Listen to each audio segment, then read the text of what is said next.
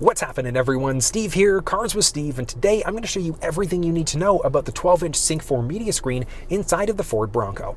Now, this is specifically for the 12-inch screen because there's some functionality that's not available inside of the 8-inch screen. But if you're looking for that walk around, check down into the description below because I've put together a comprehensive video on how that smaller screen works as well.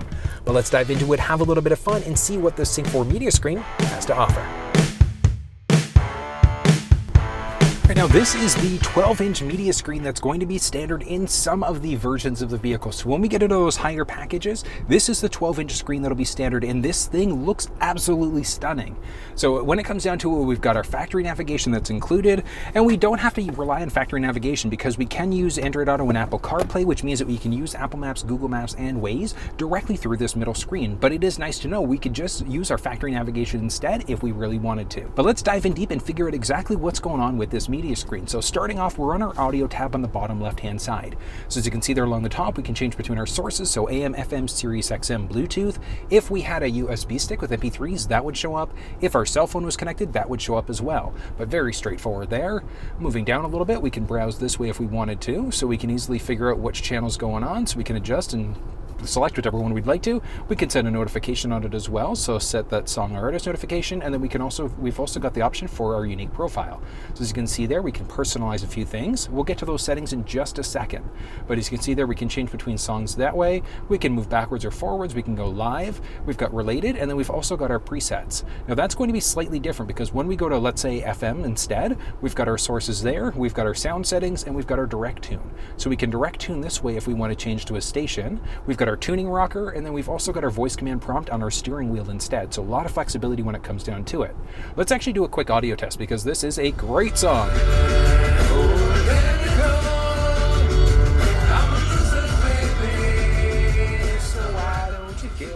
Such an incredible song and such an incredible sound system. So this is the upgraded 10-speaker Bang & Olufsen sound system. So when we get into the lower packages, it's going to be just a 6-speaker. In the higher packages, it's going to be this 10-speaker Bang & Olufsen. Sounds absolutely incredible. Now, if we want to save a preset, all we're going to do is change to whatever station we want, press or hold on any of the available preset pages in order to be able to save it in. So very straightforward there. Now let's actually get into our sound settings for a second because we have a lot of flexibility when it comes down to it. We've got our tone settings, so we can change the treble, mid-range, bass. We've got our balance, fade, speed compensated, volume, etc. Now, one thing is going to be different because when we jump into our SiriusXM, we've got a series of different settings that are available as well. So let's say we jump into our profile there. So we've got our SiriusXM settings. So we've got our basic sound settings there if we want to jump in, or we've also got our subscription info. We've got our personalization. We can create a listener. So if you've got multiple people listening in on the vehicle, we can set that up. We've got our listening history. We've got our preset pages as well. Now the preset pages, I always recommend maxing this out to 6, and I'll show you why in a second. It's updated to 6. Jumping back, as you can see there, we've now got 30 individual presets that we can save, and they're a mix of AM, FM, SiriusXM, etc. Now when we jump back in, we're in our FM again, and that's going to change around the overall look of it. So lots of flexibility when it comes down to it. Adding in a phone is a very straightforward process. We're just going to hit the phone button along the bottom. On our cell phone, we're just going to make sure Bluetooth is turned on, and we're just going to hit Add Phone on the screen. Search for your vehicle on your device and select it once it is found. Okay, so we've got Bronco showing up in the very bottom there. So we're just going to press Bronco. Confirm that the pin displayed on Sync matches the pin displayed on your device. You need to make sure that the pin numbers match up, which in this case they do. So we're going to hit pair and yes. All right, it's asking me, do I want to allow contacts and favorites to sync? So yes, I want to allow that. Successful. Here we go. For your safety, please stay alert to changing road conditions and use Sync's voice-activated features while your vehicle is in motion. All right, here we go. So 911 assist, I always recommend turning that one on. Big reason why is because if the vehicle senses that it's in a collision, it's automatically going to dial 911 for us. Hitting finish there, and as you can see, I'm connected, but it's also asked me, do I want to allow CarPlay? So very straightforward in order to be able to set up Apple CarPlay inside of the vehicle. So on our phone, as you can see there, it's going to automatically pop up, and because we are wireless Android Auto and Apple CarPlay, so we just need to hit Use CarPlay. Device supports it, so we just need to enable. Mwahaha. Look at this. Look at this. 3, 2, 1, and we are fully connected. So really that simple to be able to connect to CarPlay there. And as you can see, we've got my Apple Maps, we've got Google Maps, we've got Waze. So we've got a lot of flexibility when it comes down to it. And we can also extend out there, so we can also move ourselves around there as well. So a lot of flexibility. Like I said, we can use factory navigation if we want to go that route instead, or we can rely on CarPlay navigation. But on top of that, we've got my messages, we've got podcasts, audiobooks, and things like that. Now we also have some flexibility as to what's going on with the actual alignment and what's going on with the actual sorting of these things. So if we go to our general settings, we go to CarPlay, we can select it and customize, and then we can literally just drag and drop whatever ones we typically listen to. So if audiobooks and podcasts are on your list, we can adjust that and it's dynamically going to update it. If you accidentally remove some things, it'll be there along the very bottom, or we can press reset in order to bring us back to our factory default screen again. Back home there, and as you can see, we are now back to that main screen. If we want to be able to disconnect Apple CarPlay, it's very straightforward. So we're just going to go into our settings. We've got phone list, and as you can see, we've got my phone connected there. And we've got Apple CarPlay, so we can disable CarPlay if we want to. So if we go to disable for a second, so we're disconnected, and we're going to connect through just regular Bluetooth instead so that we can make phone calls, things like that. So I'm connected. We hop inside the phone. We can connect to CarPlay if we want to. We've got my phone settings. So as you can see, we've got manage contacts, set ringtones, and a number of other things. Now, if we jump into the actual phone, we've got my favorites, recent, contacts, keypad, and a lot of different options there. So a lot of flexibility when it comes down to it. Now, in order to be able to delete a phone from the vehicle, all we're going to do is go phone list. We've got the phone there and just connect in. So as you can see, we are fully connected. To delete, we can delete along the top. Do we want to delete? Yes. And as you can see there, the phone is now disconnected to the vehicle from the vehicle, and it really is that simple. Right now, connecting an Android device is literally the exact same process. So on our phone, we're just going to jump into our Bluetooth, and we're just going to hit add phone on the vehicle there. Search for your vehicle on your device and select it once it is found. And we're literally just waiting for Bronco to show up.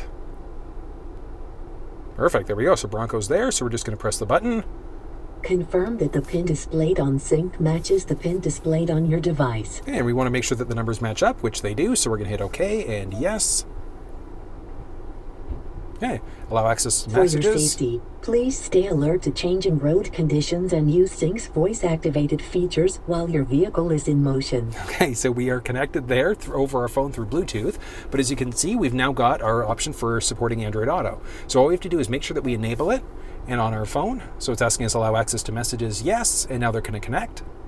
Here we go. So Android Auto would like to connect. All we have to do is hit next on the bottom.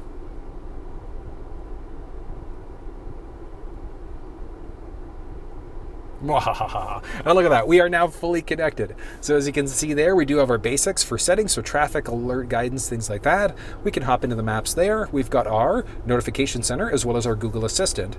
Pressing the bottom button there pulls us into our base screen. So as you can see, we've got our maps, phone, messages. We've got a number of different options that are available there. Now, that's one of the cool things because we do have the flexibility of being able to make some changes to this vehicle as well, very similar to what we saw on the iPhone side of things.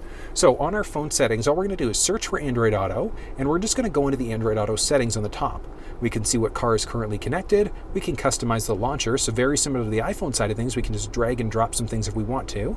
But one thing to note, we do need to make sure that we restart Android Auto in order for the settings to take into effect. So it's not going to dynamically update it the same way it's going to do inside of the other vehicle. So definitely something to think about there, but we still do have that flexibility. We've got our Google detection, we've got our Google Assistant, and a number of other options there. So we've got a lot of flexibility when it comes down to it. Now, if we ever need to disconnect from Android Auto, very same thing that we saw on the iPhone side of things. We jump into our settings, our phone list, we've got the phone there. We can disable Android Auto if we want to. We can reconnect to Bluetooth media, or we can completely scrap the phone and remove it from the vehicle. And setting a phone up and deleting is really that simple.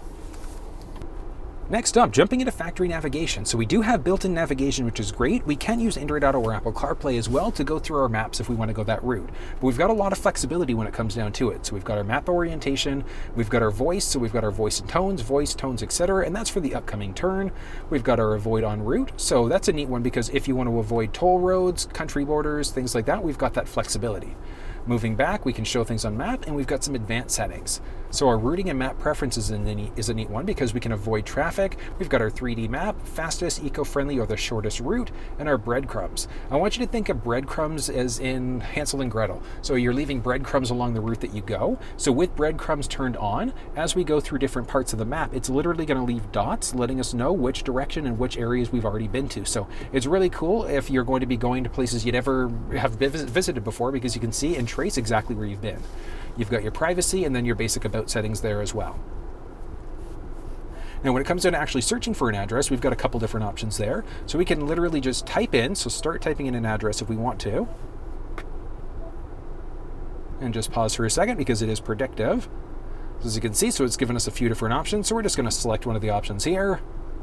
We can save it as a favorite as well. So if we save it as a favorite there, we can also avoid 4x4 roads if we wanted to, and then we just hit start. Obey traffic laws, be alert, and use voice commands while driving.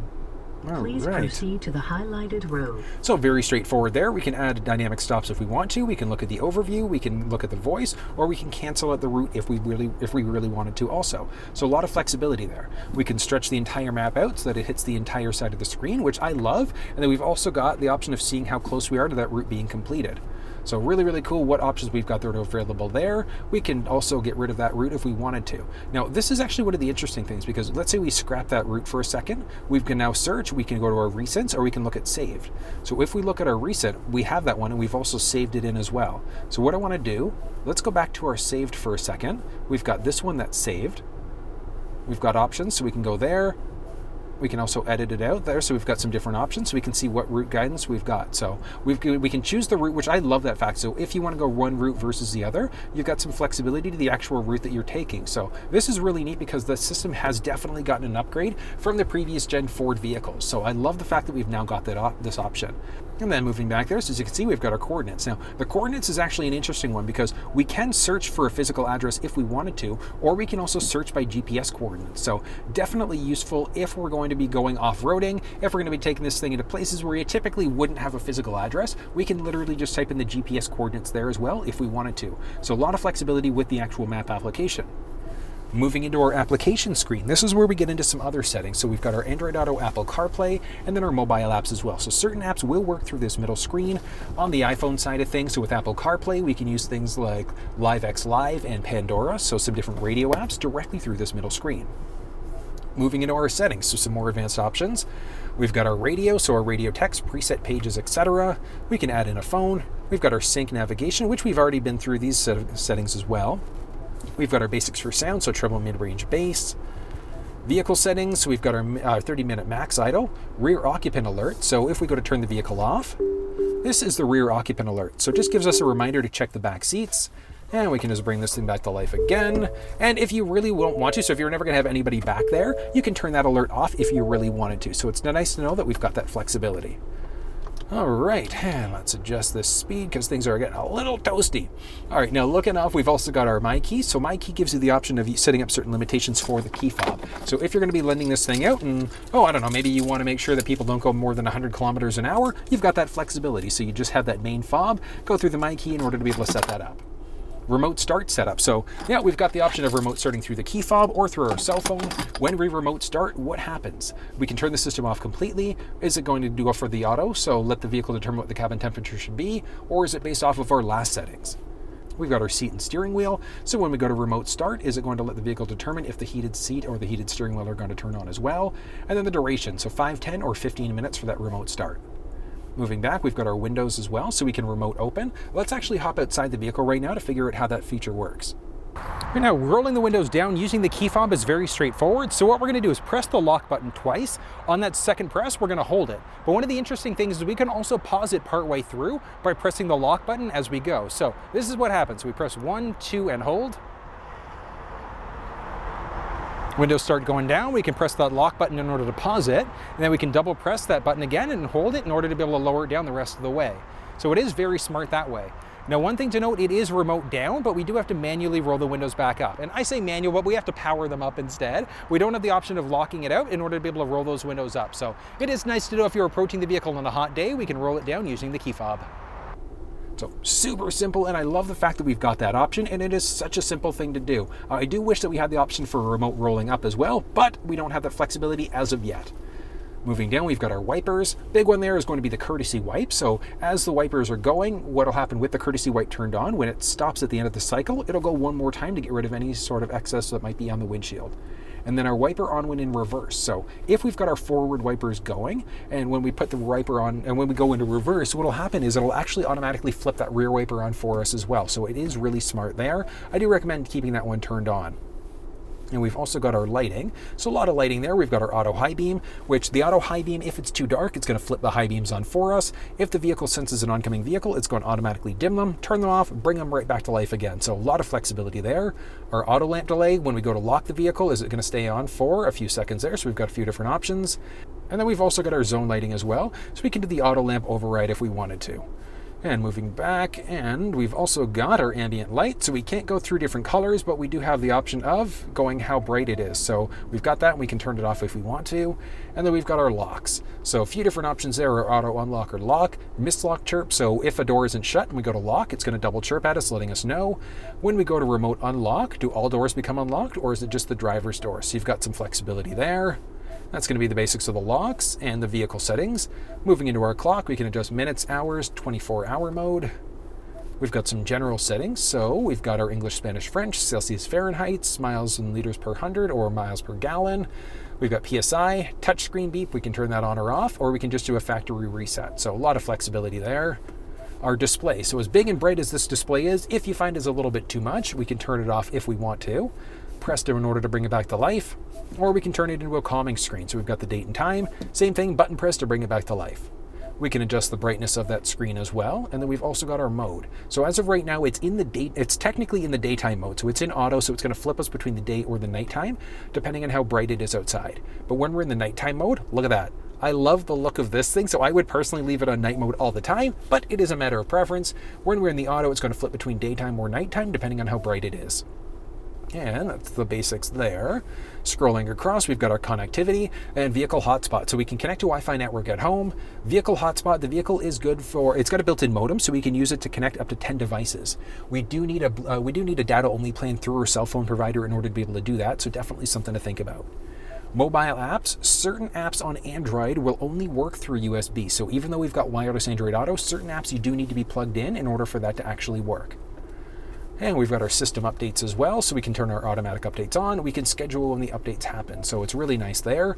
And then we've got our Ford Assistant. So this is actually pretty cool. So we look at our wake word, and we've got our preferred word. So we've got a few different options there. We've got an advanced mode, which means that we won't get as many notifications. So listen to this for a second.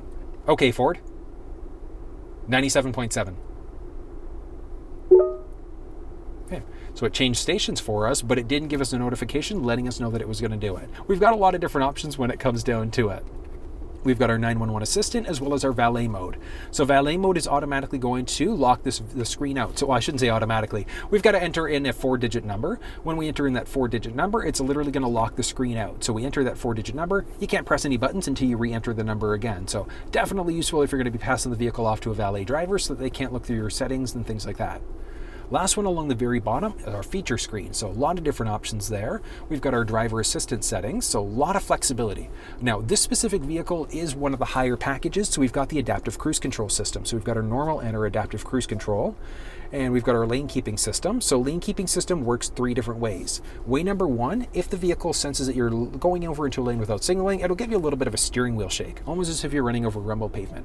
The aid is actually going to bump you back into your lane, and the alert and the aid are going to do both. So you'll get a shake, and then it'll also nudge you back into your lane again. And then the intensity of that steering wheel shake. Our pre-collision assist system, so if the vehicle senses a potential collision, well, we can turn the system off completely if we wanted to. We've got emergency braking, so if the vehicle senses a collision, it's going to actively brake for us.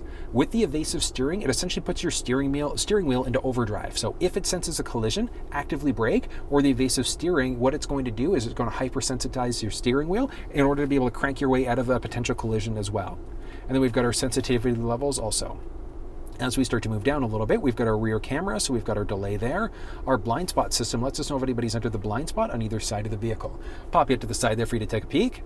That is pretty cool. And then we've got our parking aid sensors. So we've got our front sensors on. We can turn those ones on or off, which I love the fact we've got that flexibility to turn them on or off as necessary. Definitely useful if we're going to be taking this thing off-road, rock crawling, things like that, so that we don't have things screaming at us. We've got our cross traffic alert. So as we've got the car in reverse, if it senses a potential collision behind us, it's going to scream at us, letting us know that there's a potential collision there, and we can also turn that one off. Driver alert, too many notifications, it's going to tell you to take a break. We've got our zone lighting as well. So zone lighting, we can turn on along the outside of the vehicle. So we've got a lot of flexibility there, which is kind of neat because if we're loading things on or working late at night or just hanging out at night, we can turn the vehicle lighting on if we want to. We can have it all zones on or off as well. So definitely make sure you turn that one off, and you've got some different settings and information there as well. We've got our towing. So the vehicle itself is equipped with the tow package from the factory, which means that we've got our trailer sway control. Now this alone is one of the big reasons why we want to get the trailer tow package from the factory, because if the vehicle senses trailer sway going on, it's automatically going to apply engine braking to get that sway under control. And last one is the owner's manual. So owner's manual is exactly that. It's a digital owner's manual now where you've got all of the options as what's going on with the vehicle. So if you get dash lights, you're not really sure what's going on, you can set that up. You're not sure what your tire PSI should be set at, you can search for it inside of this vehicle as well. That's going to be the basics of these things, with the exception of this guy on the side. So we can jump in between different things there. Now, one of the cool things is that if we're here, we can literally swipe this across and it goes across the entire side. We can collapse it again. We can also go to this different style view. So we can go up and down between different trips. We've got our fuel economy, off-road status, zone lighting, and a few other things. So we've got some flexibility when it comes down to it. Press it, and then as you can see there, we can see exactly what's going on with our road status. We do have some more advanced settings inside of our cluster screen as well, but this is going to be the basics there. So that was a pretty cool system. Now, if you have any questions, run into any problems, drop down in the comments section below and let me know.